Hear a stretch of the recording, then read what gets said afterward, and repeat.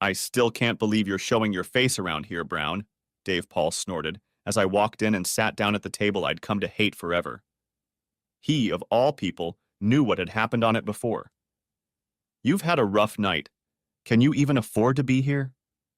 He spoke harshly, but until a moment ago, things had been very different. When he first opened the hotel room door and saw it was me, he immediately tried to close it. It took me a while to convince him that I wouldn't be a problem. Not that any of them couldn't kick my ass. Well, all of them except Kenny. But they just wanted to play their game, and I assured him that's all I wanted too. It shows how little they thought of me that they let me in. I've always hated him. Nothing changes, does it? I loved that he was pushing 3 bills, not in a good way, and wearing a spectacular chignon that looked like a rodent. And we weren't even 30 yet. Leave him alone, Roger, another of the buddies, grinned. Look at the balls he's got. He's got serious problems with his wife in front of everyone, and he still shows up here. Probably wants revenge. There's no way he can concentrate. We'll have him out of here in 20 minutes. I knew what they were getting at. I only had $5,000 to buy. It was the bare minimum for this game. I had to do something sooner or I'd be gone soon. And I was very determined to do something about it. They say there are no such things as ugly children, but I respectfully disagree. My wife never wanted to show her baby pictures. Her school albums were at the bottom of a box in the attic. She didn't look much better in junior high, where we met, and she didn't look much better in high school either. She was always the ugly one in class and put up with crap all through her childhood. I remember. I was present for some of it. It was bad. Me? Well, I wasn't up to par back then either. People told me I looked like a curled-up Michael Keaton. The perception at the time was that Mr. Keaton already looked askew, and I just pushed the boundaries even further. I wasn't so much harassed as ignored, which was fine with me. Okay, not really, but what can you do? At least no one was hitting me. Besides, I had a really stupid name. I knew her only slightly enough to nod at her in the hallways, but Gloria and I had gotten to know each other really well in junior high when we worked on the school paper together. The student editor, an upperclassman, broke under pressure, and we were assigned as co-editors so we wouldn't overwork ourselves either. God, how hard we worked on that piece of crap. The two of us spent many long hours together, editing the submitted material, rewriting it, editing the submitted layout, redoing the layout, cropping the submitted photos, reshooting the photos. Basically, you get the idea. It became our baby, just our baby. Gloria and I often didn't leave school until after 11, and so late that our counselor sneaked us a key so we could lock ourselves in, which of course was forbidden. As I got to know her better, I realized that no matter what was going on, Gloria was the coolest girl I'd ever met. And not just because she was the only girl who talked to me. I wasn't an outcast or anything like that. She was alone a lot of the time, but she spent her time to her advantage. She knew everything, and she knew the answer to any question. Add to that the sharp mind and ability to read people that she inherited from her father. I thought she was wonderful, just wonderful. We were friends for a long time until we went to prom together. I don't think either of us realized we had feelings for each other. We just wanted to go and knew we wouldn't get there any other way. She didn't look good in her dress, and I didn't look good in my tuxedo, but we crossed the friendship line that night, and we have pictures to prove it, so there you go. I always thought we were meeting on an equal level, but in the locker room, I learned how people really feel. I heard Brad Wythe tell Dave Paul that I might be a retarded Michael Keaton, but Gloria just looked retarded. I clenched my fists when I heard it, but they were both athletes, royalty in high school, and either one of them could easily hurt me a lot, so she was left unprotected. When people finally noticed we were dating, those two became some of our worst detractors, especially Brad, who would point-blank ask me how I could stand to see her in public. I would have simply replied, "You don't know her. She's amazing." But in a way, they were right. I wasn't ashamed of her, but I knew that I was miles ahead of her in terms of attractiveness. I was a member of the water polo team for a reason, and my body was slender and muscular enough for girls to pay at least a little attention to me. So was I some kind of saint who didn't care about looks and was only impressed by inner beauty, some kind of sapiosexual? Hell no. Sure, I lusted after cheerleaders, especially the delightful Davida Delacour. In those days, you could call her skinny. Chekhov wrote that eyes and hair are salvation for unattractive women, but Gloria had short, too short, red hair, and she probably had beautiful eyes. Her complexion was mostly freckles, with occasional patches of skin showing through. But her teeth were so big, they practically distorted her entire face. "Just wait, you two," she was saying. "Just wait. I have a hunch." You never want your parents to be right, but in this case, we were right. She was absolutely right, but growing up took much longer than we had hoped. During the summer between her junior and senior year of college, Gloria underwent a transformation. She seemed to transform into a slender hourglass practically overnight. She later told me it was like growing pains and hurt like hell, but we both agreed it was worth it. But the most amazing change happened to her face. She wore braces for 6 years. But, and this is a big deal, after getting her braces off, LASIK surgery, and just as she got older, at the age of 21, she was suddenly able to give a young Anne Margaret a head start. I started to look really smart. All my friends and acquaintances told me that I must have known from the beginning what was in store for me, but I was as surprised as anyone. Gloria knew it and loved me for it. She was constantly being picked on, sometimes even when I was standing next to her. It was worth it if I just turned my head, but she just laughed when it happened. "You've got to be kidding," she'd say, snuggling up to me and kissing my neck. Yeah, life was good. We were already living together and engaged when all this happened, and neither of us wanted to change anything. We had planned to get married as soon as the first of us found a job after graduation. That's how it turned out, but things could have easily gone the other way. Life worked out pretty well for us. We rarely fought, and if we did, we fought honestly at first. We both chose successful careers and bought our first small house in just 3 years of marriage. It was difficult at first, but we got through it. We both agreed that while neither of us had ever slept with anyone else, we would never, ever cheat. It was a good thing. I don't think either of us could have taken the rejection. We both promised that we would be honest with each other if we suddenly felt uneasy, nip it in the bud, so to speak. Her father, a recovering alcoholic, had been unabashedly cheating on her mother for years with many, many partners. Gloria loved him, but let's just say she had some pretty strong feelings about it, and I was in agreement with her.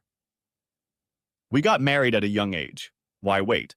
And we were both happy to have found our one and only so early. She called me the hot husband, and I called her the wow wow wife. Don't ask. Nicknames are silly. The only stumbling block for us was Gloria's low tolerance for alcohol. She was definitely a cheap date. 2 beers and she was drunk off her ass. You'd think I'd take advantage of that, but if you had the real Gloria, the substitute, a sloppy noodle, would be no fun at all. This girl had skills. You wanted her to use them. I hoped it would be a wake-up call for her when I was waiting outside the restroom at the club for the second New Year's Eve in a row while she got sick. Nothing like ending the year listening through the door to your wife throwing up while everyone else counts down. Twice. I was furious, but to no avail. Things finally came to a head when she got behind the wheel drunk and lost her license for 6 months. The court insisted she attend AA meetings. She went with her father, who had been going there since she was born. It was a way for them to rebuild their relationship because by then he had been out of her life for a very long time. We were thankful that the DUI happened because it forced us to address some issues. Stop making yourself arrogant and powerful. It's the same as your stupid gambling, you idiot, she snapped at me once. There's no difference. Of course there is, I replied. I'm good at gambling. She didn't have one leg to stand on. I learned to play poker in my first statistics class in college, and when Texas Hold'em became a national craze, I made some money. Sorry, made money for the United States. We were living together by then, and my little hobby was sometimes the difference between meat and ramen that week. I never got a thank you, but she was more than willing to eat that chicken. As we got into our 20s, I noticed a change in her. We married young, thinking we'd have kids young too. We'd have so much energy in our mid-20s that we'd be able to run after them. And when they were gone, we'd be in our 40s and healthy enough to enjoy time together. No empty nest for us. But for several years now, she has resisted. At first, there was no good reason for it, at least not a permanent one. She wanted to advance at work. She wanted to spend more time just with us. She wanted to wait until she was more mature. And what about our nest? We have to travel first. Yada, yada, yada. Gloria never shied away from exploring, so when she decided she wanted to get in perfect shape for the reunion, her trips to our gym, we were members but rarely attended, became long and intense. She invited me along, but we both knew she didn't mean it. She knew I hated what she wore there and didn't want to watch her get hit on every 5 minutes. Instead, I found a crazy inside basketball game that more than raised my pulse. Her results were almost legendary. In a matter of weeks, she dropped a dress size. She was never out of shape, per se, she just tightened her already awesome awesomeness to perfection. But it wasn't for me. One day, she left her laptop open when she was running late and needed to run for the shower. I saw that she was looking through Facebook at all the beautiful people who were going to the reunion: Hope Lanwell, Heidi Clemens, Brad and Davida Weed, Roger Mayhew, Dave Paul. All of them were from the crowd that gave her hell. They were all going to be there. I hoped that night she wouldn't embarrass herself, or me, too much and could finally purge herself of the demons that were controlling her. Self-esteem is a harsh mistress. I noticed that she didn't meet my gaze as we drove back to our hometown before the reunion, a sure sign that something had happened that she didn't want to tell me about. It was the kind of behavior I remembered from her drunken days, and let me tell you, I wasn't wrong. You're going to really push her, aren't you? Push what? She asked, eyes wide and feigning innocence. But I wasn't fooled. As the weekend approached, she was becoming more and more taciturn with me. That had to mean something. What are you going to do tonight? Why don't you tell me what you have in mind? I can't answer your question if you don't understand.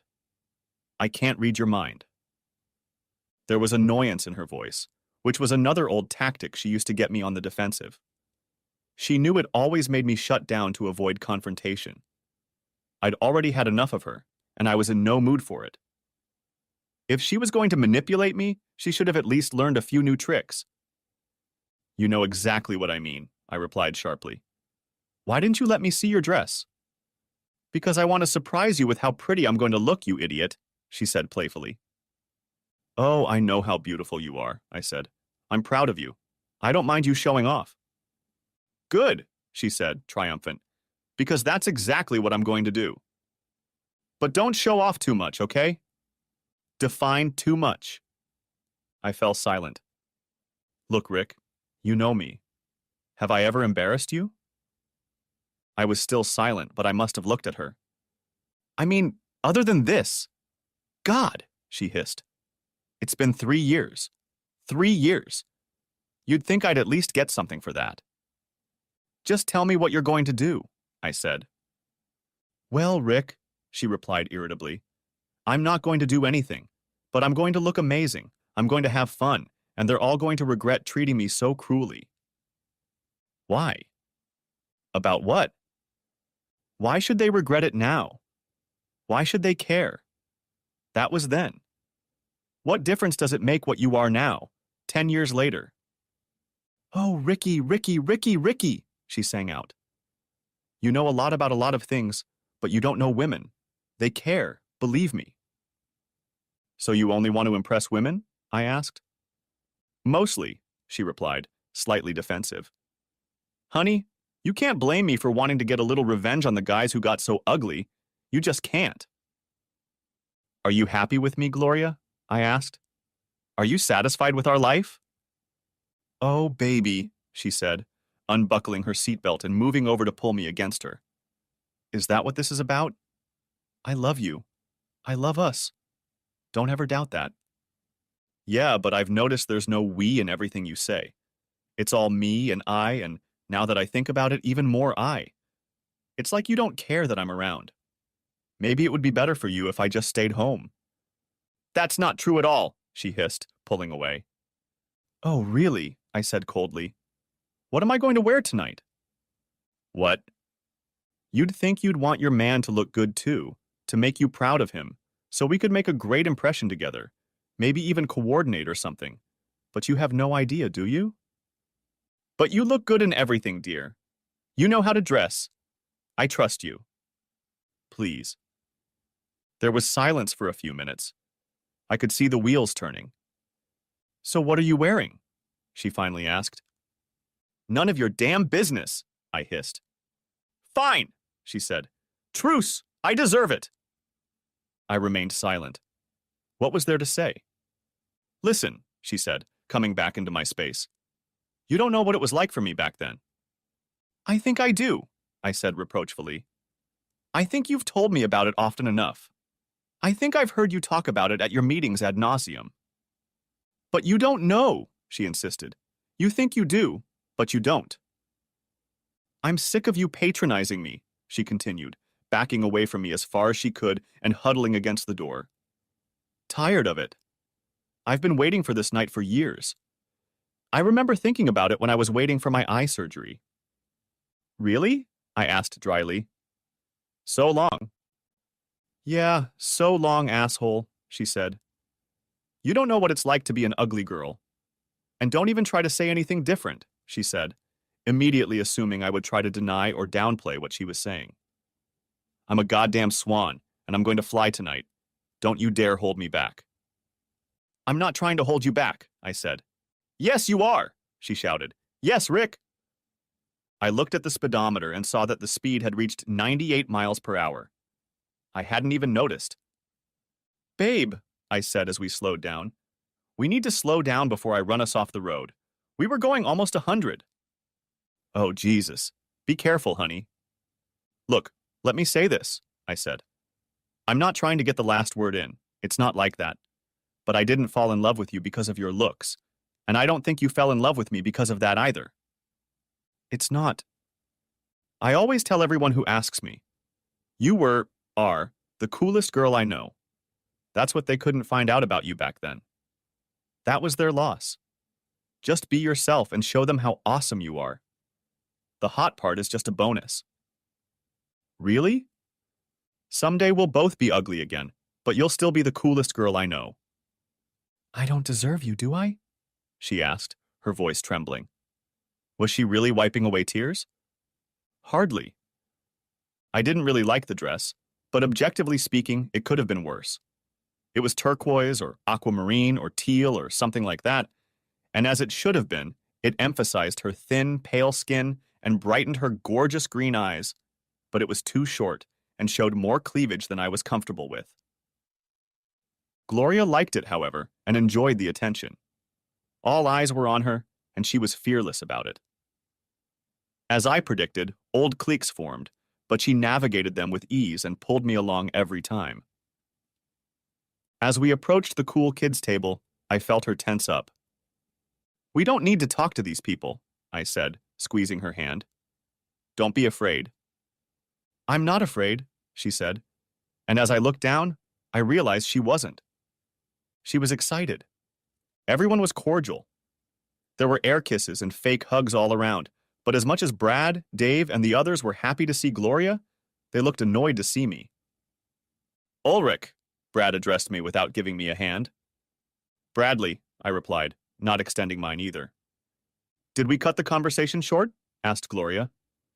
Not exactly, Davida replied tiredly. She married Brad back in the day. Big surprise. They're preparing a big poker game for later. You remember them, I'm sure. The boys were such big card sharks back then. Oh, I remembered the big poker games for sure. They were held late on Friday nights, and only the rich or the cool were invited to play. Is it any wonder I didn't attend them? I'd never been invited, so naturally I always wanted to go. Rick plays poker, Gloria said. Why don't you let him play? Not for the faint of heart, Dave said. I don't think he can handle it. Don't worry. I didn't ask, I said, but everything was churning inside me. God, these guys were still assholes.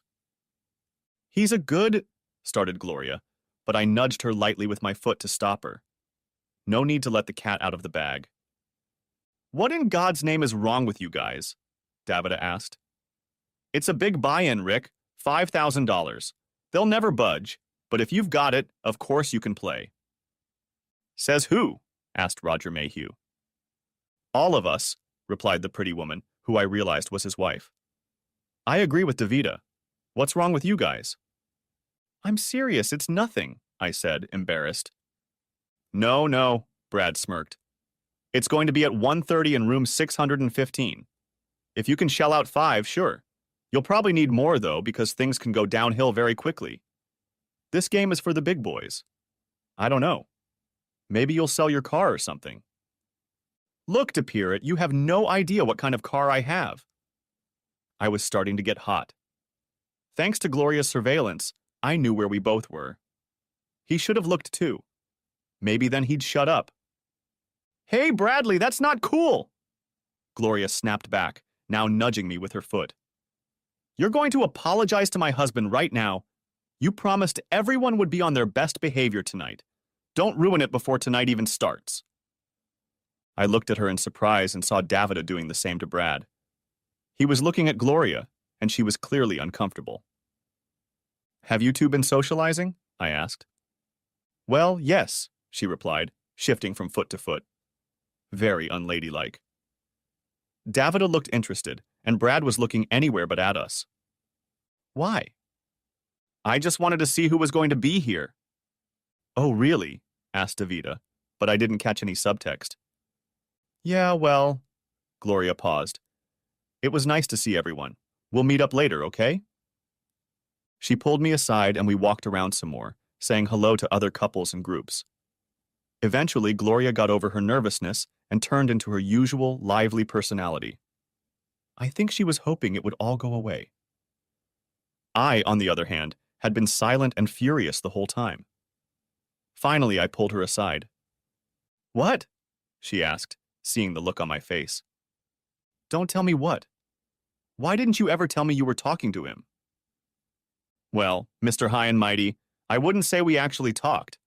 We just chatted a little about the reunion. Anyway, it wasn't a big deal. Do you tell me about everyone you talk to every day? Mostly, especially if it's a woman. And especially if it's someone I hated and who tormented me all through high school. I don't understand you. Jesus, Rick, people can say hello, you know that. It's called the internet. I don't know what any of this means, I said. But there's something you're not telling me. We need to talk. Oh, talk, Gloria sang out. All we do is talk. Well, not right now. This is my night. You will not ruin it by throwing a big temper tantrum, you hear me? I just stared at her, perplexed. This was a side of her I'd never seen in over a decade, even when drunk. To say I was a little discouraged was putting it mildly. So, she said, let's have a nice night. We can talk until we're blue in the face tomorrow. You'll still be there. I was ready to explode, and she saw it. Okay. That was shitty. I'll admit it. It was inappropriate. And then her voice softened. Rick, I just talked to a few people to make sure they'd be here, that's all. Now let's you and I have some fun and be the belle of the ball. This is our night to shine. I wasn't convinced, but I let her lead me out onto the dance floor. She looked outrageous in her dress and we danced a couple times, but she seemed distracted. Usually when we danced it was just me, but now she was constantly looking around. Should we sit down? She finally asked. These heels are killing me. Sure, I said, and led her to a table. Our drinks had yet to arrive when Brad suddenly stopped by to join us. Can I dance? He asked, ignoring me. I was just about to tell him she was tired when Gloria jumped up and held out her hand to him. I'd love to, she said, leaving me sitting still and not even looking back. For a while I watched them. She wasn't looking around anymore. Now all her attention was on him. Can I sit down? I felt someone's hand gently touch my shoulder. Looking up, I saw Davida, who was smiling at me. Of course. Oh, you don't need to. she said, as I stood up to help her with her chair. Thanks. Do you need a drink? I do, she said as she waved her glass. Good to see you again, I said politely. You too, Rick, she said, noticing my eyes were fixed on the dance floor. There's something going on there, I said. I think so, she agreed. Unfinished business. How so? She's always had a crush on him, and everyone knew it. I didn't. All I ever heard about was how horribly he treated her. All the girls knew, she said, frowning. That was before you two got together, so why would they? Really, why would it be? I asked glumly. He found out and of course made her pay for it. What an asshole. Yeah, he was. Were you? Was it as awful as she says? I'm not proud of it, she said. But yeah, we all did. Why? Do you have any idea how much it messed up her whole life? I know, she said, kneading her hands. We were just a mob, like a pack of wolves bullying the weakest. I don't know why we did it. Everyone tries to keep it quiet on nights like this, but I was hoping to apologize to her. For everything. Oh, nice. But I can see she has her own plans tonight. Agreed, said I. She didn't see fit to share with me, except to say it's her night. It's her night. What exactly do you think this is about? I think, she said a little too loudly because suddenly the music stopped for a moment as the song changed. Some kind of DJ. We waited to see if the lovely couple would do another dance. And they did. They looked only at each other. Their conversation was animated and seemed very friendly, even overly so. She obviously became beautiful when that happened? Well, about 6 or 7 years ago, I guess. 7 years? I don't get it. That's enough time to adjust. She should be more confident in herself. She usually is. But this is the first time we've seen someone from around here, I said. Oh, that makes sense. Anyway, she's definitely beautiful now, David said. And she wants everyone to notice that, especially Brad. Well, it seems to be working, I said grimly. It's not like she's doing dirty dances with him, but I wouldn't call it family cozy. Wouldn't be the first time, Davida said grimly. What do you mean? I asked, turning to her. He's... a lot, she replied sadly. I've caught him I don't know how many times. I've never once caught him in the act, but I haven't tried, honestly. On you, I said. He cheated on you. I'm sorry, but I find that hard to believe. No one would do that. You're one of the most beautiful women I've ever met. You look better today than you did then. The good news about them is that when I got pregnant, they came right away. They've been with me ever since, she said. That's why we got married. Got pregnant, I mean. Oh, I said. How many years? And here's the bad news, she said. I lost the baby before it was born. I'm sorry. That's all right, she said dismissively. It was a long time ago. I'm over it. But he did it, she returned to the subject, which I hoped would go away given the scene before us. Over and over again. Then why do you stay with him? I asked. I don't know, she replied. I guess because we were always expected to be together. I was kind of waiting for this reunion to see if we could rekindle old sparks, you know. Yeah? But he seems interested in rekindling the spark in someone else. Yes, my wife, I said, looking at the two of them, who were now too closely entwined in a slow pose. Do you think his hand is on her ass? Technically, I'd say he's still on her lower back, Davida said. But do you want to cut in before he gets to her? I'd like to, I said, and we went to intercept them. They weren't talking anymore. Her head was resting on his chest in a classic romantic coupling. Mind if I dance with my wife? I asked, patting him on the shoulder. Actually, yes, he smirked. Why don't you beat her? You can have her when I'm done. What do you say, honey? I asked Gloria. She didn't even open her eyes, blatantly ignoring me, and pressed herself even tighter against him. I started to blush. I don't know why she saw fit to publicly humiliate me in this way, but it was getting to the point where I was no longer responsible for what I would say to her. We'd been standing like this for a while now, and if I had to leave the dance floor without her, I planned on leaving the room and probably the hotel too. "Let go of his goddamn wife, asshole!" yelled Davida, hitting him hard on the back of the head. They both hissed and scattered, and I grabbed Gloria's arm and pulled her back to our table, not too gently, it had to be said. "What the hell are you doing?" she hissed as we sat down at the table. "How dare you embarrass me like that?" "Me? Embarrassing you? Now that's a laugh," I said. "What are you playing at?" "I'm not playing anything," she pouted. "We were just dancing." "It wasn't just dancing. I think it's time for us to leave." "What?" she shrieked.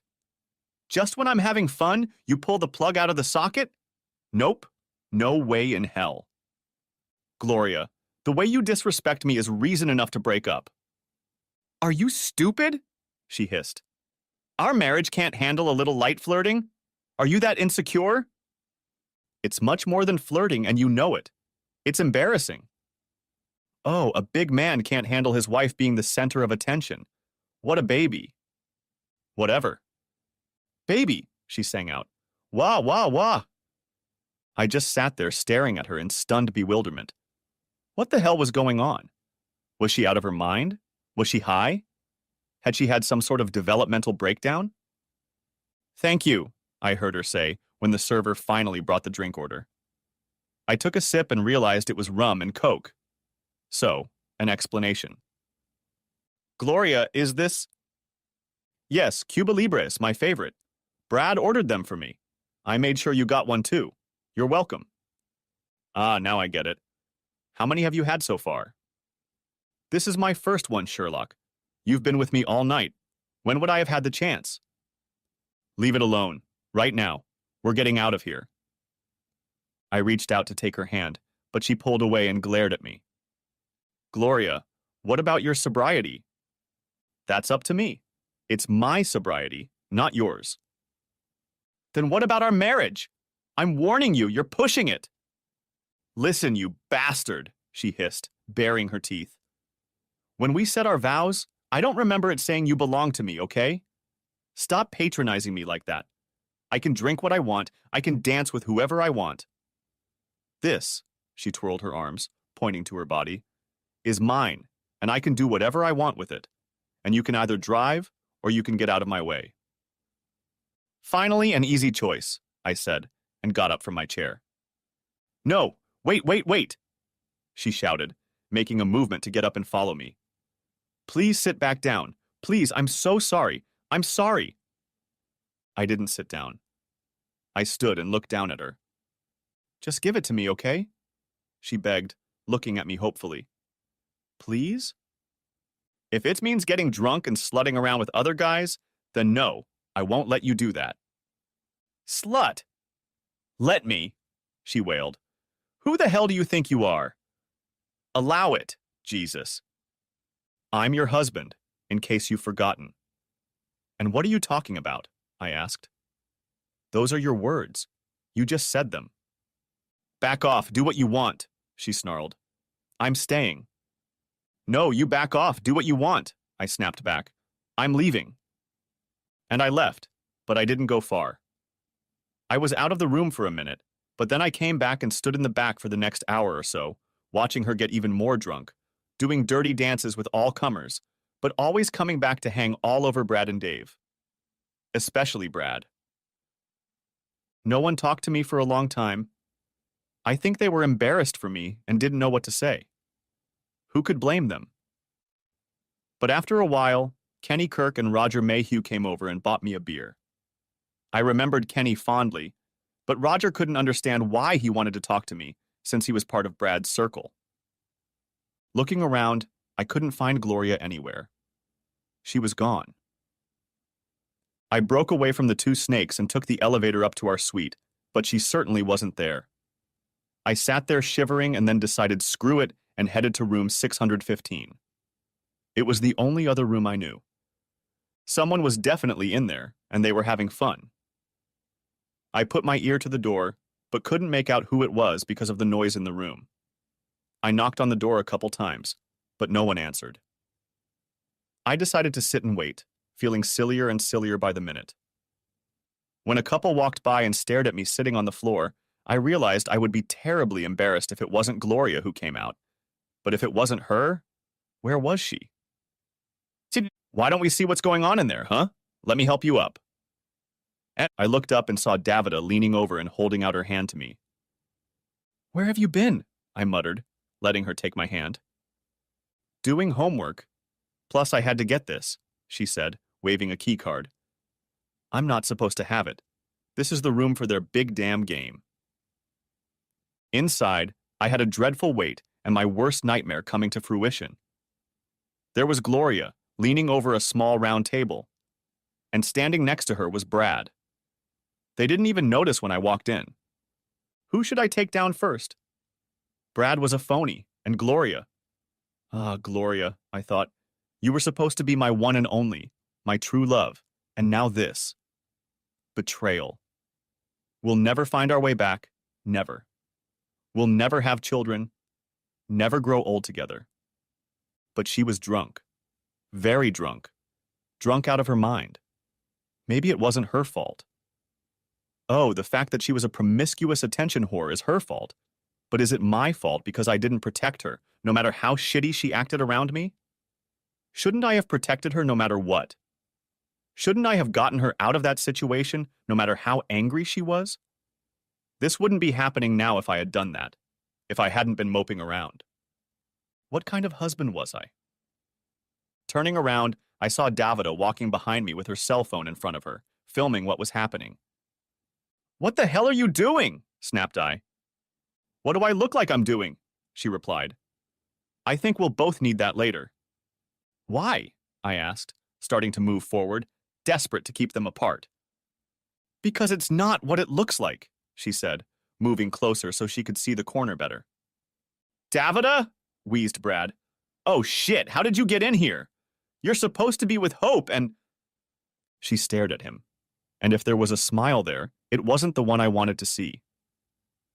He walked out of Gloria, leaving her unceremoniously sprawled on the table. She still had the same dumb smile on her face. She was really, really out of it. Don't do it, Davida warned, grabbing my shoulder when she saw me moving toward Brad with murder in my eyes. Why not? I growled, trying to shake her off me. He'll destroy you, unless you've developed MMA skills you didn't have before. Well, what about you? She asked sharply. No, I admitted. A cuckold and a coward. Screw me. So get your wife out of here, she said.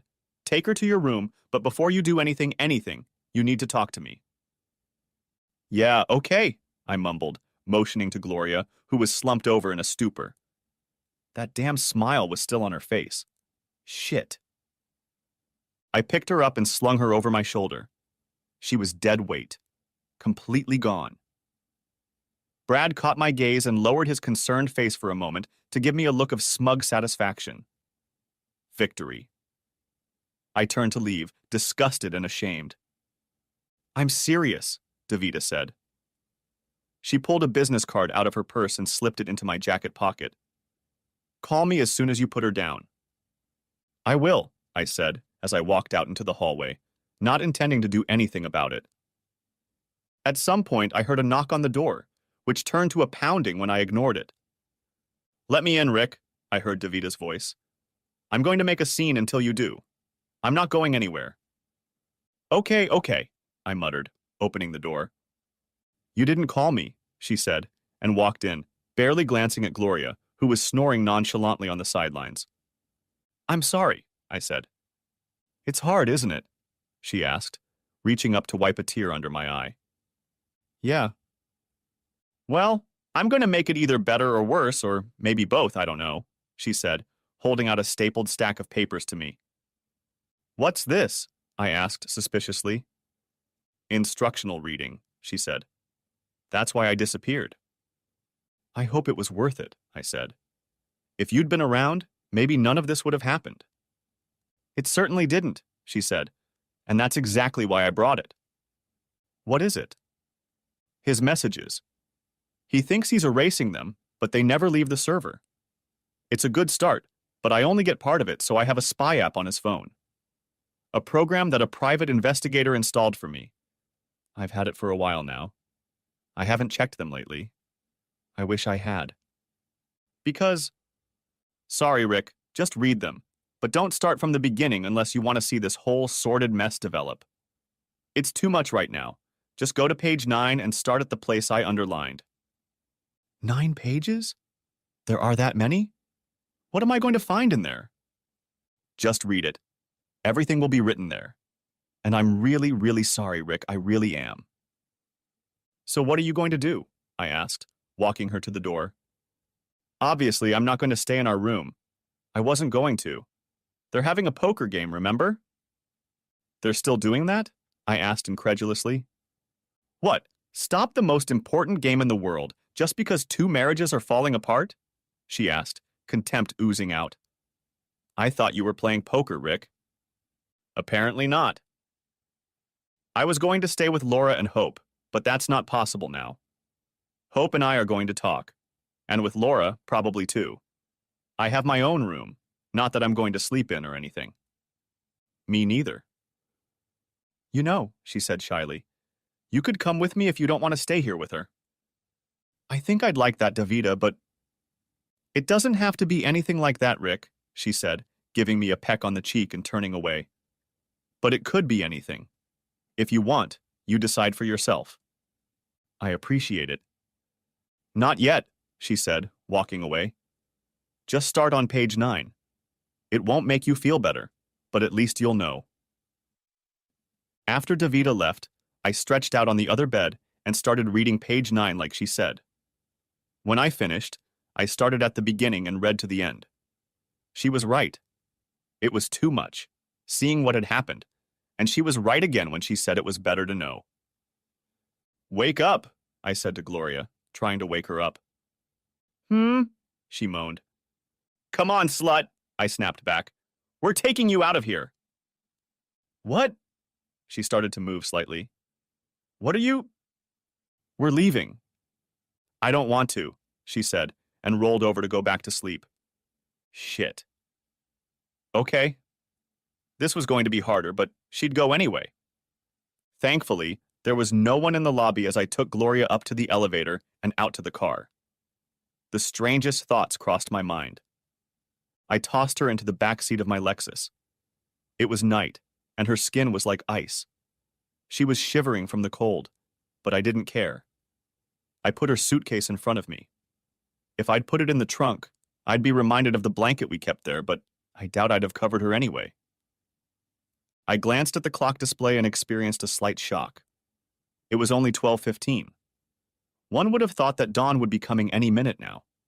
That would make the delivery process much easier, but I still needed to make the call.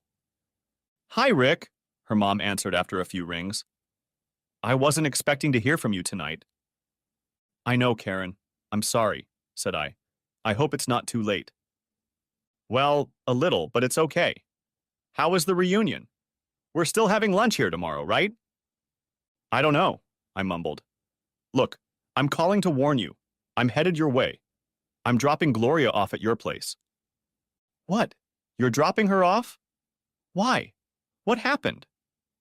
She paused, and her voice grew harsher. She's not drunk, is she? Well, yes, but it's not... What did she do? Demanded Karen. She had fun with someone else, I said. I don't want to be with her right now. What did she do? Practically screamed Karen. I can't believe this. There has to be some explanation. Oh, there has to be, I said sourly. Don't worry about it. I'll be there in 15. She met me at the door. We didn't say a word as I carried Gloria upstairs to the spare bedroom and tucked her into the bed we'd shared so many times when we'd visited her in happier times. I saw Karen looking at her daughter in her crumpled dress. I started to walk out the door and back to the car, but she held my hand. Come back tomorrow, she said. You two need to talk. I don't want to, I said. We have nothing to talk about. She's only going to lie anyway. You don't know that, she said. You have to let her explain everything. You shouldn't throw everything away, 10 good years, because of one mistake. I didn't throw anything away, damn it, I said loudly.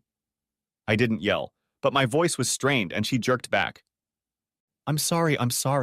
I apologized. I didn't mean to take offense at you. It's okay, she said, patting my arm. It's a tense time right now. Thank you. But please come back tomorrow. At 12:30, like you were going to. Do it for me, unless you want to do it for her. That's kind of dirty, Karen, I said. It's not fair. It's not like you. I know, she said. It just shows how serious I am. Please, let's go. Okay, I said. You win. But only for you.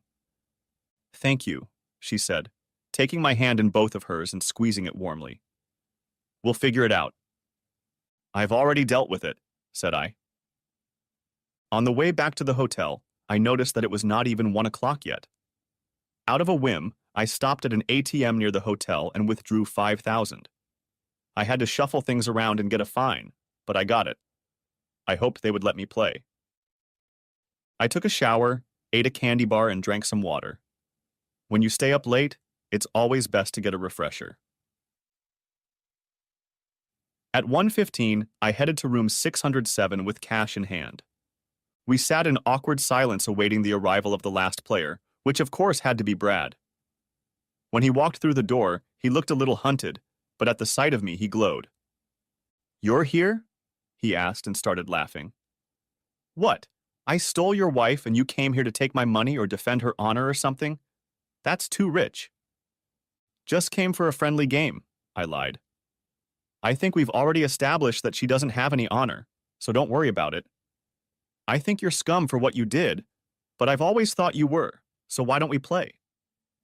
I don't think it'll work out the way you think it will, Roger said. We should just take your money and throw you out, but my wife would kill me. Well, you still have a wife who will kill you, so you're already a head taller than me, said I. Just a friendly game, huh? Don't worry, I'll leave as soon as they give me the all clear. I ruined the game for them that night. I would have done it anyway, even without our little drama. By forcing them to let me into the game, Roger's wife, Claire, as I found out, had turned it from a friendly game of medium stakes to a confrontation. They wanted me to leave, but they wanted my money too, so we continued on. The first few hands were tense, but after a while the old friends started talking nonstop, and it became like the good old days when I wasn't around, even when I was in the same room. Do you like poker? I do. I'm dying to tell you how the night went, to remember every hand, to overwhelm you with how awesome I was, but that's not a card story. I'll just say that there were 7 of us. Me, Brad, Dave, Roger, Kenny Kirk, who couldn't even look at me, and 2 other guys from their clique that I only vaguely remember from back then. We were gathered around the very table from which I had earlier dragged Gloria away. Thankfully, it didn't smell like anything. As I backtracked, I learned that in games like this, Brad usually cleaned everything up. I think he expected that to be the case today, but I was beginning to suspect that he had a card or 2 in his hand and started paying close attention. As the first game progressed, I was sure of it. He was preparing to lay out 1 card when I caught his eye. He knew I knew and hesitated to play, realizing that I had every reason to burn him. He was forced to play fair. I've played penny ante and seen players lose $75 each, so you better believe that the pot can easily get big if you buy in for $5K. These guys told a lot of stories about what great players they once were, but they either weren't as good as they remembered, which is entirely possible, or they were still drunk, which is also possible, or they didn't have practice. Most likely, it was a delicious combination of the 3 options. It had been a while for me too, but I was completely sober and hadn't forgotten a damn thing. Without his crutch, Brad turned out to be my favorite guy to play against. All heart, no head, forever harboring a grudge. He was easy to bluff and easy to manipulate, and anyone could read him from 10 miles away. By the time everyone had dispersed, the only one in front besides me was Kenny, who had racked up a more than decent 1,500 or so. Dave and a few others were barely on par or slightly behind, but the rest were behind me. And the best part? 22,000 of them belonged to Brad. There you go, Mr. Big Cush. What an idiot. His main trick, besides cheating, of course, was to overcharge everyone. This group was inexperienced enough to roll over every time he tried that. I've seen this shit before, and flipped almost every time. I lost a few times that way, but 2 of them were monster banks. He kept making the same mistakes, not knowing how to get out of the game when he was behind. He made one ridiculous, impossible bet after another, trying to get even time after time, demanding double or zero side bets.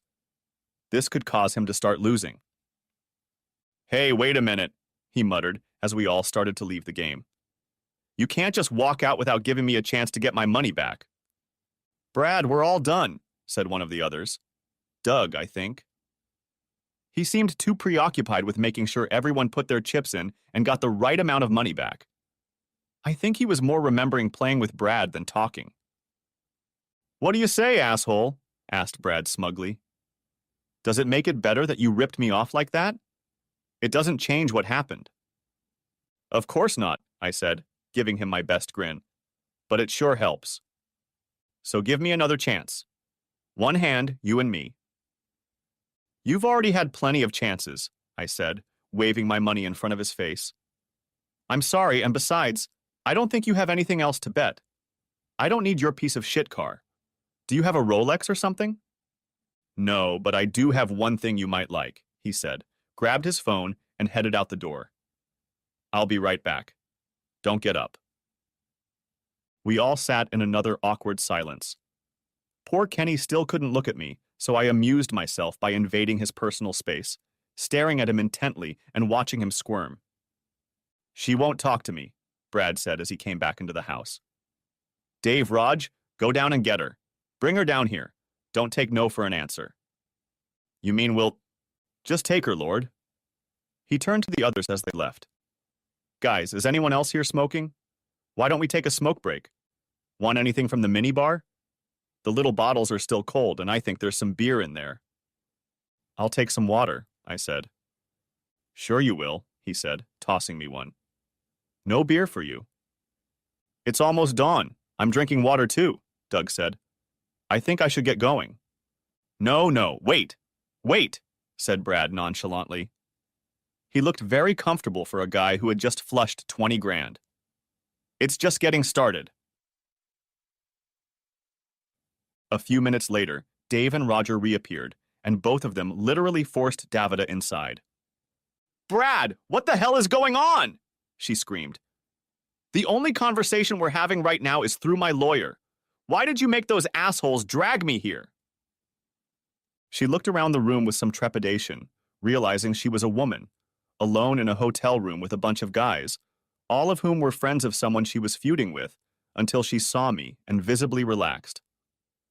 She raised an eyebrow at me, and I did the same. I had no idea what was going on. "I don't know why I'm here, but you can—" "Shut up," said Brad. There was a threat in his voice, and it immediately backfired. It was clear this wasn't the first time he'd intimidated her. He was a big guy. "Do you like the house?" "What?" "It's a simple question," he muttered. "Do you like our goddamn house?" "It'll be my house before I—" "Just shut up," he said gruffly. "Sit down. I have news for you." She walked over and stood next to Kenny, who was sitting next to me. After a while, even he took the hint and stood up so she could take his seat. "Enrico and I have a big payment coming due soon, and we won't be able to make it because of little Ulrich," he told her. "The store will probably go bankrupt." "What the hell are you talking about?" "I kind of borrowed 15 grand from the safe before we left on Friday," he said. "For a game, which I lost." "You did what?" she asked in horror. "He's going to kill you, probably literally. How could you do that?" "It's not my fault," he said. "I always win." "You always cheat," I heard from somewhere off to the side. It must have been Doug. "So here's the thing," he continued. "Most of my half of the startup is a house." "A house?" she screamed. "How could you do that without my signature?" He remained silent. "Oh," she said weakly, tears streaming down her face. "I guess you're a cheat in more ways than one, aren't you?" "Relax, there's a way out of this," he said. "And that's where you come in. Here's my proposition," he said, looking at me. You and me, one hand, straight up. All the money you took from me against her. Her, I said. Me, she said. Are you out of your damn mind? What she said, I said. It makes complete sense, he said. I entertained your wife. Now you can entertain mine. You've always wanted her. Everyone wants one.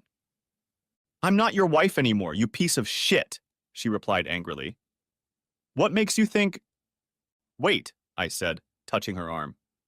Brad, besides the fact that you're totally disgustingly pandering to this nice man... Oh, she's a real... he began. Besides being disgusting, I interrupted him, I can't think of a single screw that cost more than $20,000. I'm sorry, Davida, I said, turning to her. You know how beautiful I think you are, but... I thought it was 15 and now it's 20, she said. You really are a loser, aren't you, Brad? And don't worry, Rick, she said, giggling. I don't think I'm worth that much. Maybe more than once, Brad said. Kenny Kirk, how much do you want for your time with someone who looks like her?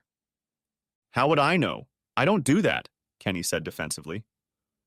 Oh, bullshit, we all know you do, Brad said to the accompanying laughter in the room. I suddenly felt very sorry for Kenny. You may never be able to afford someone of her level, but you know exactly how much it would cost. Well, Kenny said, looking Davida over from head to toe. She's not so young anymore. Jesus, I'm 28, Davida said, despite the offense. Let me out of here. This is humiliating. 1,000, said Kenny. Seems about right. Okay, so you get it 22 times, Brad said. That's more than fair. That's crazy. There's no way I do that. Davida spat. I'm sorry, Rick. No offense. What? You're not going to let him treat you like a whore? I asked. I'd be offended if you thought I could do something like that to you. She smiled gratefully and patted my arm. You're both so cute, Brad said. But it seems to me, Davida, that you've already thought this through. If the store goes bankrupt, we won't just lose the house. I won't be able to pay you child support. I'll be on my ass, too. You're going to have to get a real job. No more playing around with your little interior design. It's not a game, Davida said defensively. Uh-huh, Brad snorted derisively. How much did you make last year? You better reconsider this whole thing. I'm just saying. She probably wouldn't do it anyway, Kenny said. I know bitches like her, Rick. She'll turn you on to get your money back and then won't give you shit. Oh, so you're talking to me now? I asked sarcastically. Thanks for the news. I've got one for you. The water's wet. He lowered himself into a chair. I hated to be part of the group putting him down, but damn, the guy was insufferable and really involved in today's event. At least he was complicit, so there would be no mercy. Fair enough, Brad said. The payment isn't due until... He looked at his phone. 2.5 weeks from now. You won't have to pay me back if she doesn't. That's enough time for you to get them in time, but not too much time for you to get sick of her. It took me a lot longer than that. God, what a moron you are, roared Davida. I can't get rid of you fast enough. And here's another thing, babe, he said. You might not even have to do that. What? You're just collateral. He might lose, and you won't have to do anything with it. But he has to know you will, or he won't argue with me. And if I lose, you still have to do it. Otherwise, it's not a bet. But it's between you and him. I won't bet with you anyway, I said. Well, ladies and gentlemen, it's been fun, but I think I should be on my way. I wish we had never come to this stupid reunion, but we did. I wish I'd never seen any of you again. I don't mean you, Davida. You seem really nice. I hope everything works out for you. If you want me to help you leave. No. Wait. Please, she said, grabbing my hand and looking into my eyes. Rick, you can't just... I don't know, she whispered. We spent a moment there, probably short by most people's standards, but it felt like a lifetime and a nanosecond at the same time.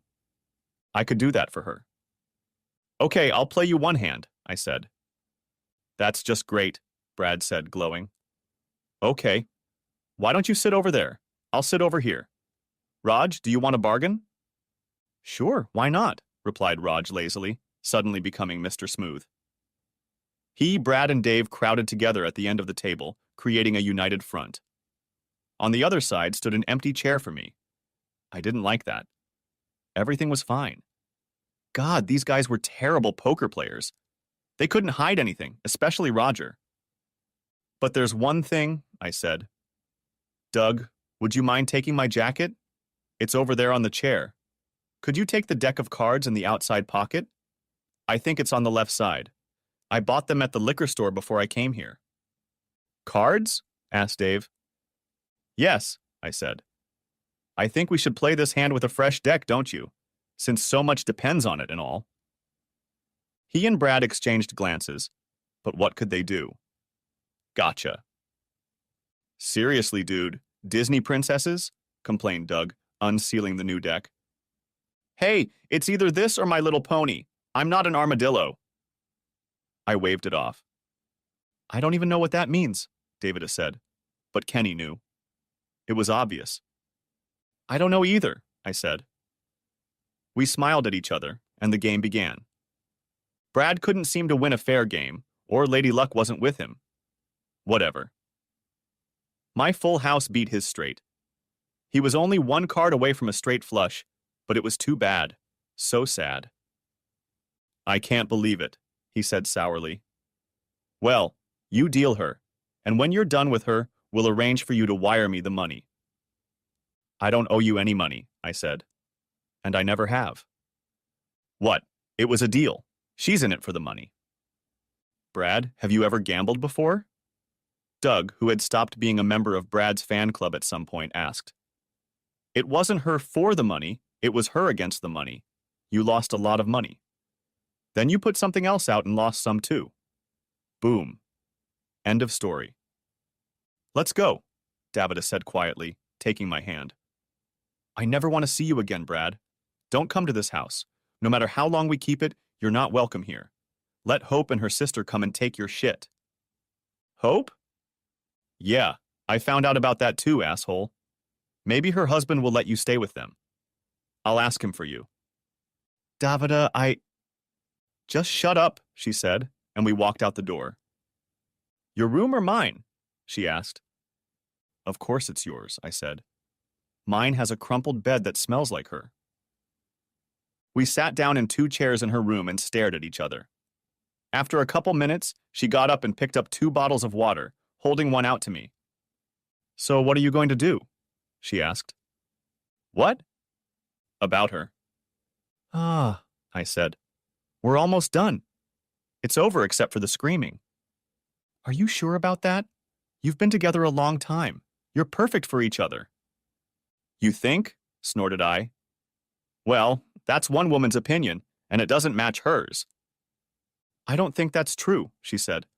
I think she got into something, and it got out of hand. That's about it. No offense, Dee Dee, I grumbled, but you were willing to accept a lot more than I was. The plans she had, the things she said in those messages. How can I forgive that? You can forgive but never forget? She asked, smiling. It's just a cliché, and why are you smiling? I was starting to get frustrated. It's not funny. I don't find it funny. Oh, I'm sorry, she said quickly. That wasn't it. I'm sorry. Well, then what was it? You called me Dee Dee. You've never done that before. You never let me. That's not true.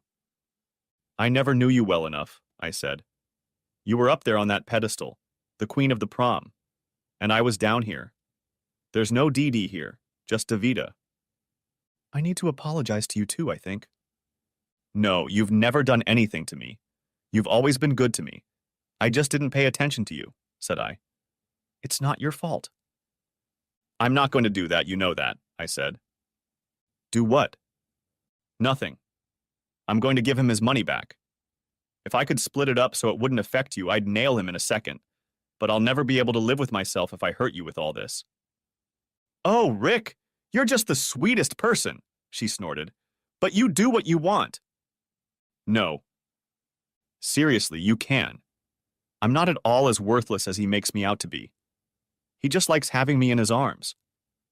And yet, no, I'm serious.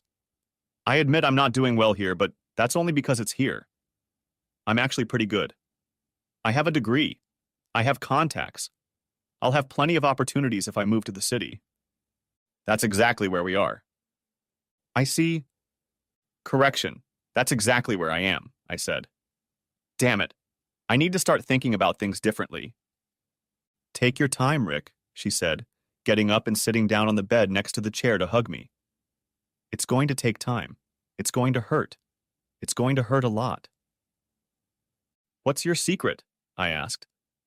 I guess we're in the same boat. Not even, she laughed. My ship sailed a long, long time ago. I've had 6 years to come to terms with it. Wow, 6 years. I know. Don't say it, she said. You don't have to. I know I'm weak. I'm a coward. I should have left so long ago, but I was afraid. That's hard, I said. I'm not judging you, I promise. And I've had serious job offers, she defended herself. Plenty. I believe you. I can make some calls and have a job, no, a career, by the end of next week. I won't be entry level. That's great. I just need to move to the city. We sat in silence, each immersed in our own thoughts. So, she said. So? 22 times. I told you we weren't doing this, I said. Then why were you playing? She asked. I thought you wanted me to play. No. Yeah, I don't know. Oh, well. She looked intently into my eyes then. Oh, no, you did it to get me off the hook, didn't you? You were trying to get it all back. For me. Yeah. But it's such a lot of money. And it hurt you so much. I shrugged. And they also say chivalry is dead. She leaned over and hugged me tightly. Then why did you play the prince's cards? They tried to deceive me. A man has pride, you know. After tonight, you don't think so, but... Oh, that's so, she said. So it came out that way then? Well, I smiled. I can't make him win. I see. I see, she laughed. You're amazing. You think so, don't you? I laughed back. So, back to the argument, she said. I told you not to worry about it, I replied irritably. It was never about that. You don't have to do it. What if I want to? What? I've always liked you, Rick. Right. No, really, I mean it. Oh, tell me. I had to smile. Since when? A long time ago, she said. Please tell me you remember how I used to bow down to you all the time. You shouldn't hurt a girl's pride like that. Of course I remember, I said, smiling at the memory. It was one of the highlights of my life back then. Just then? She pouted sweetly. No, it still is. But didn't you do it for everyone? Absolutely not, she replied resentfully. I admit I teased the jocks a lot, but who else did I do it for but them and you? Kenny said you did it as well as... What's his name? I saw him this evening. And oh, Pat Lowry. They're liars. I never did anything for them. Never. Then why me? Honestly, Gloria started it, she said, embarrassed. You were so sweet, so brave to be there for her when so much shit came down on you. I really admired you for that. I started paying attention to you and realized how kind and funny and smart you were. So let me get this straight, I said. You were impressed with the way I treat Gloria, my girlfriend, and you were teasing me to pay attention to you? I know, she grinned. I was young, okay? I didn't know many ways to let a boy know I liked him. This was my way out. And what do you do now? I asked, smirking back. Pretty much the same, she said. Maybe my vocabulary is a little better. She leaned toward me and left her face in that position, making the choice for me. I leaned in and we kissed. Would you go out with me if I asked you to? I asked. I don't know, she replied. Honestly, who can say? So many things had to happen for this to happen. Oh.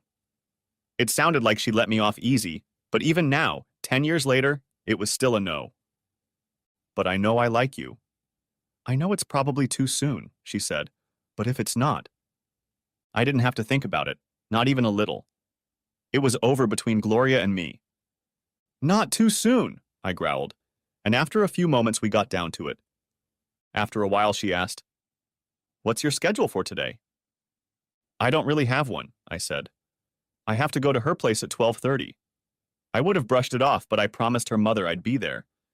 And I have to get home for work tomorrow, so I have to get out of here no later than, say, 8:30 or so." "It's a long way from 12:30. Here's what I'm thinking. We're probably both hungry, but that can be put off for a while. I think we should have some more fun, and then you'll go to your meeting. Then you'll come back here and take me out to eat." "Sounds good." "And somewhere nice. A little birdie told me you have enough money to take me to a nice place." "Smart bird, but he's got a big mouth. Maybe he can help you choose." Next chapter. "I thought maybe you weren't coming," Karen said with relief as she opened the door. "Sorry I'm late," I said. "I should have called. I didn't mean to be so inconsiderate." "No problem," she said. "We're just glad you're here. It's in the backyard." When I saw Gloria, I knew she had come prepared for war. It was warm in the backyard, and she was sitting at a glass table wearing burgundy shorts and a purple and white knit top. "Hi," she said uncertainly. "Hi," I replied monotonously. However, the overall effect of the outfit was somewhat diminished by the rings under her bloodshot eyes. She had a little makeup on, but it couldn't hide the crumpled expression on her face when she was severely hungover. I'd seen it many mornings and afternoons before her DUI.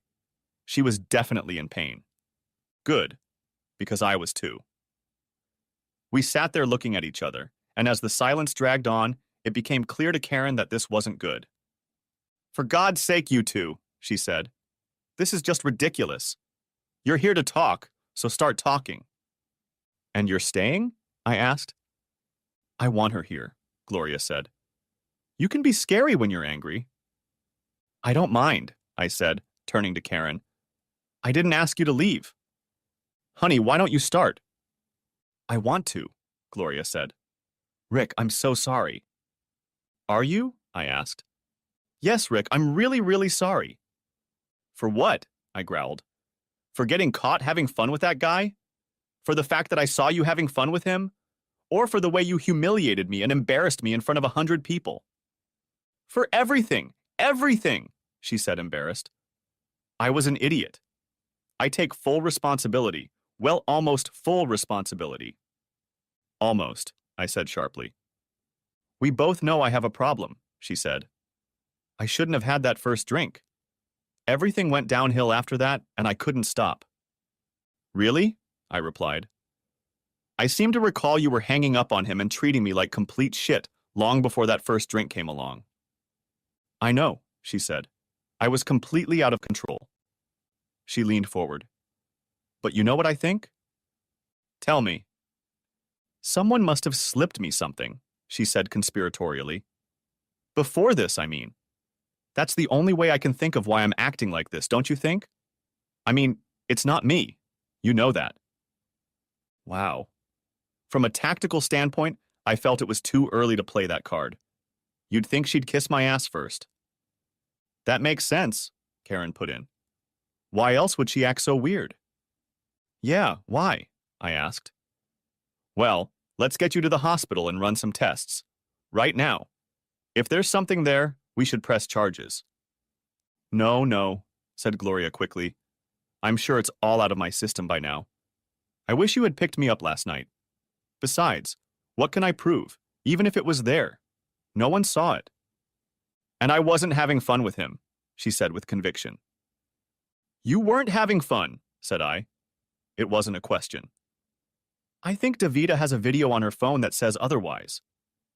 "There's a video?" she wailed. "Oh God, Rick." "Don't worry," I said.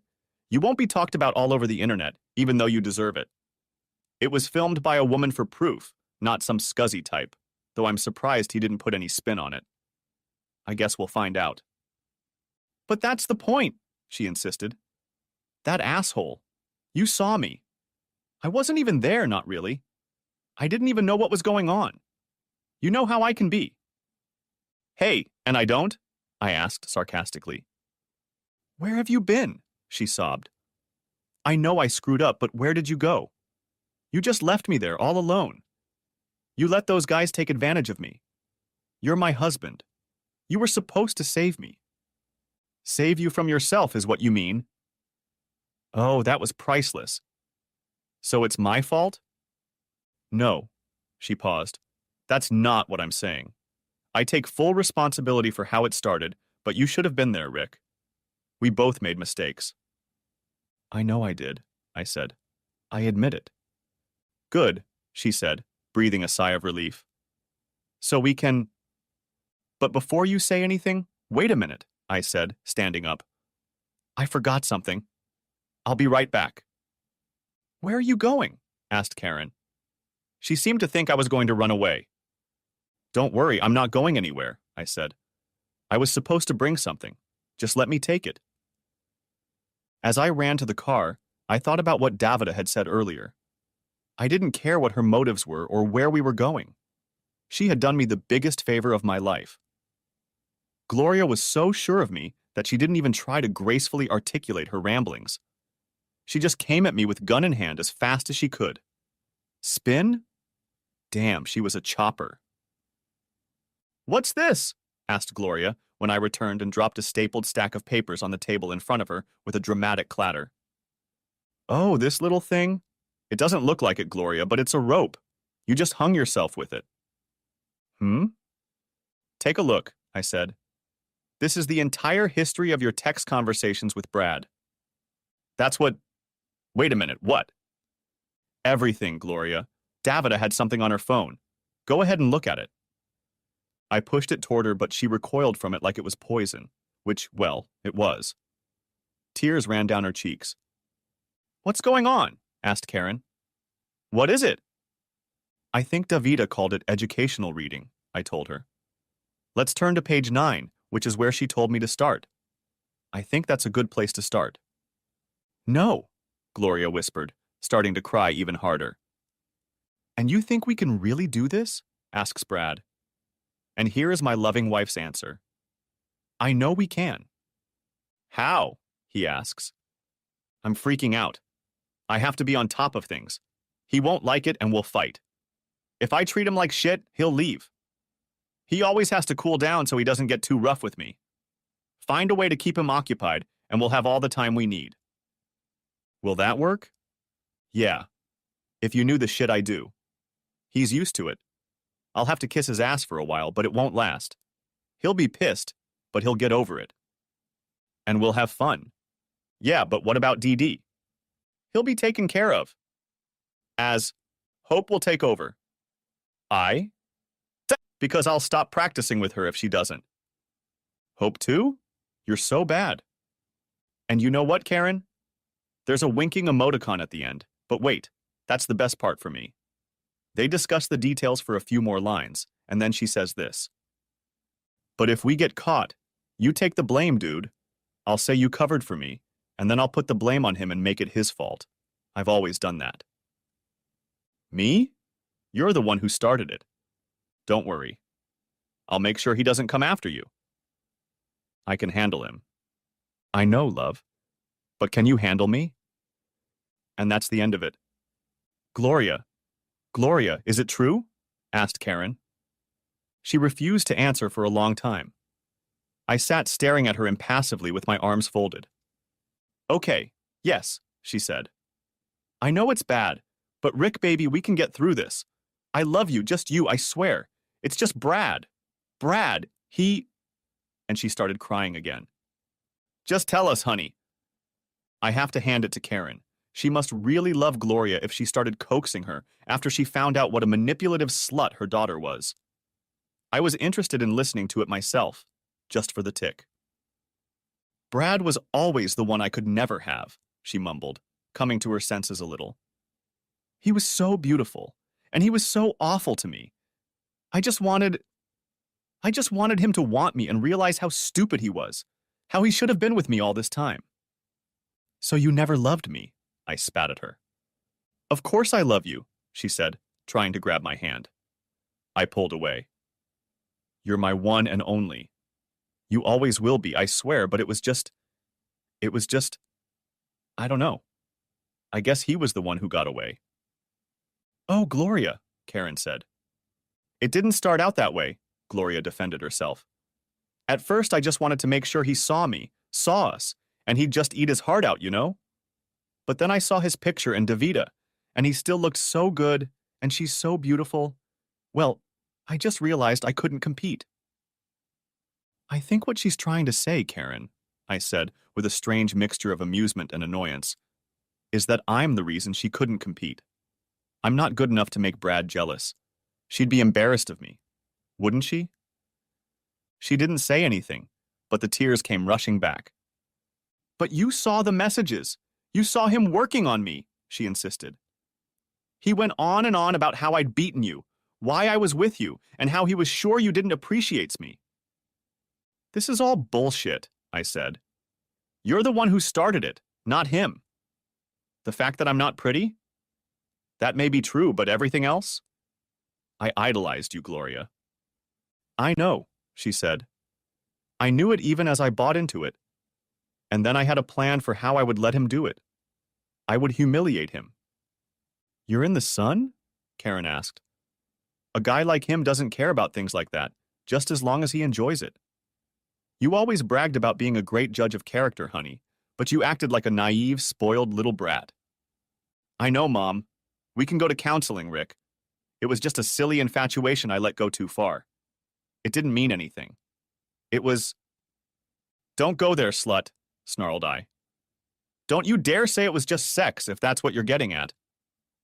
First of all, the sex between us was special, or at least I thought it was. It was supposed to be just us, our whole lives. I know, Rick. I don't know what to say. I'm so sorry.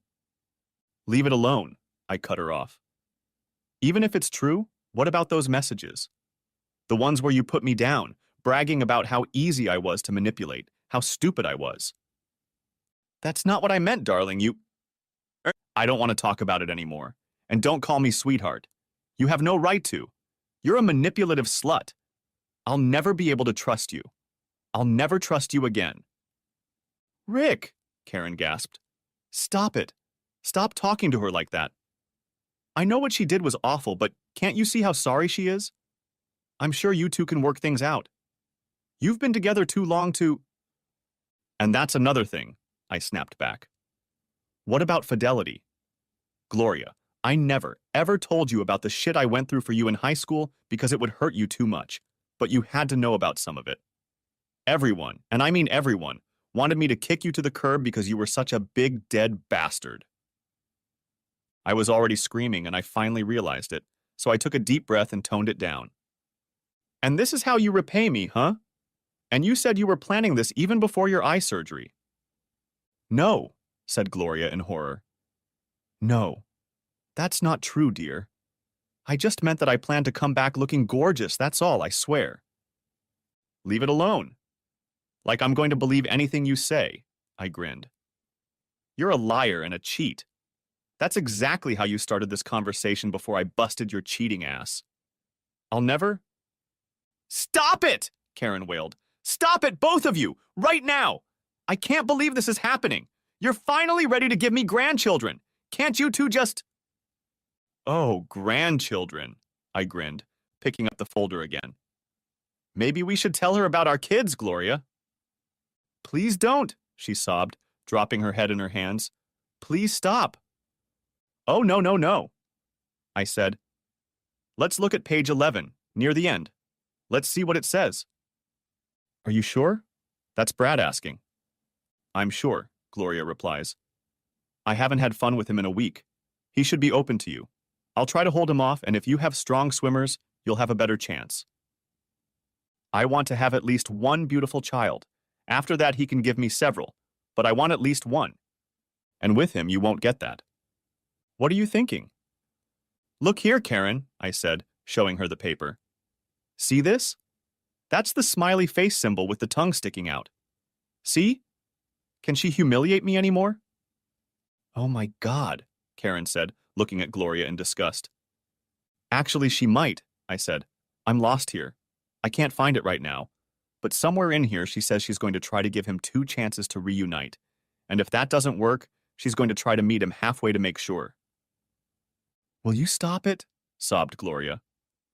And she says that if the baby is particularly beautiful, maybe they can get together and make another one in the future. He says how pleased he'll be to know I'm raising and paying for his child, and she replies that secrets are hot. You just beat me like a punching bag, didn't you? I growled, spinning around and getting in Gloria's face. Karen leaned back in her chair and to me looked just as beaten up as Gloria. I love you, I said, walking over and kissing the top of her head. I hope we can talk soon and I can thank you for everything, but I can't be there for her. I think you understand me.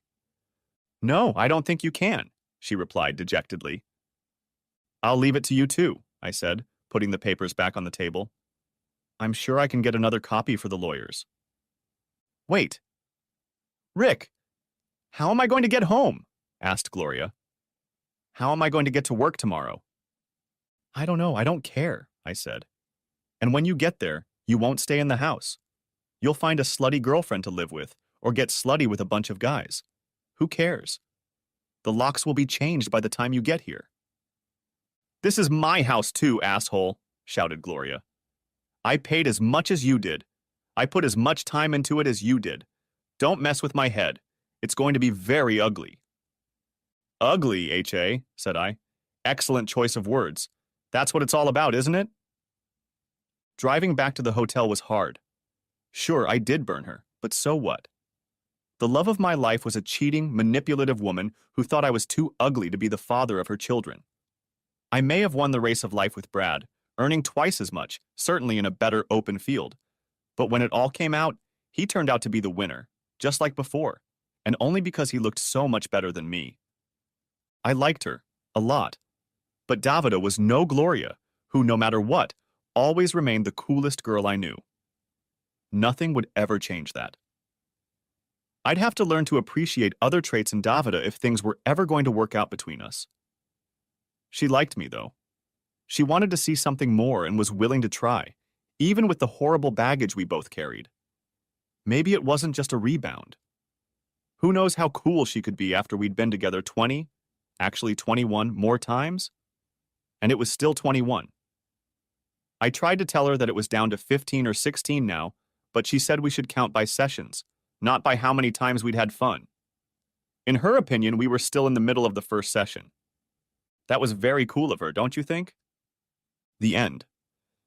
Thanks for watching. I hope you enjoyed it. So subscribe to my channel and watch the next video.